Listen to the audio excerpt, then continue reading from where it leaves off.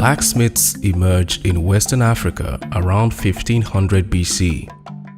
They are feared in some societies for their skill in metal working, which is considered a form of magic, but universally revered by their technological pioneering. At the very rise of African civilization, the essential tools for survival were found through the use of wood and stone tools. These tools proved to work well enough for hunting and farming. Ironworking made farming, hunting, and war much more efficient. Iron allowed for greater growth in societies with the ability to support larger communities, social growth, and the development of large kingdoms, which spread across Western Africa. Throughout Nigeria, two more very important West African civilizations arose. The Ife and the Oyo people of the Benin and Yoruba kingdoms are very similar in their spiritual and ritual beliefs. Both based their existence around ironworking. To these African civilizations, iron had become the key to their development and survival, and it was worshipped as such. The Ife and Oyo people believe that the blacksmith has the power to express the spirit of Ogun, the god of iron, because they create iron, which is the foundation for their survival.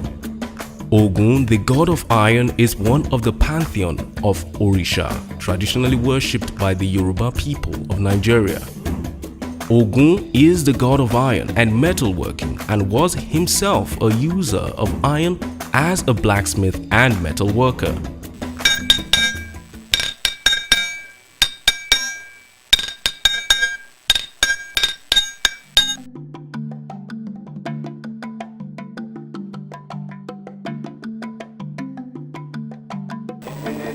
My name is Lasisi Ige, and I am a born blacksmith.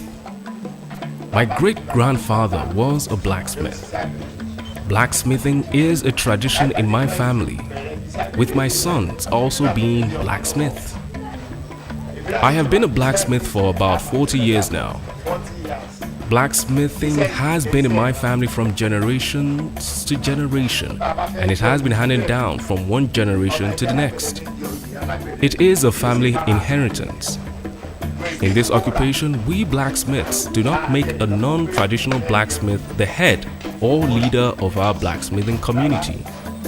Though foreigners are allowed to learn the trade, they cannot lead us, the inheritors of blacksmithing. There are families aside my own family, which is the Iges, which are also inheritors of the blacksmith trade.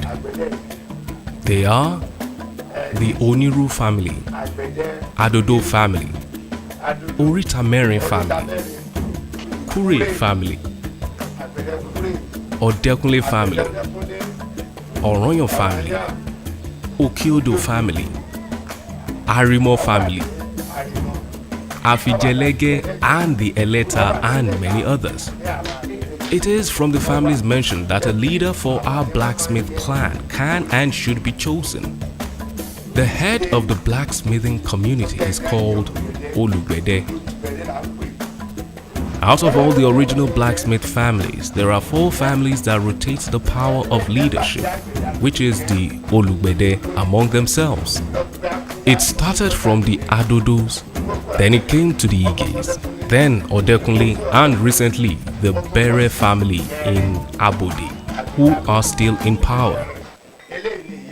We have the small and big mouse hawk, hammer, tongue, rake, poker, and slice. Then we have the anvil, fireplace, bellows, hoop tongues, and the house shoe. We serve Ogun, the god of iron, not just my family, but other blacksmithing families as well. Yearly, all blacksmith families or clans come here to worship, as this is the major shrine for Ogun, the god of iron. We used to make weapons for warriors and hunters. Anyone who comes to us without a hunter's or warrior's identity card will not be attended to. But we no longer make these weapons again because of what has happened to our forefathers a long time ago.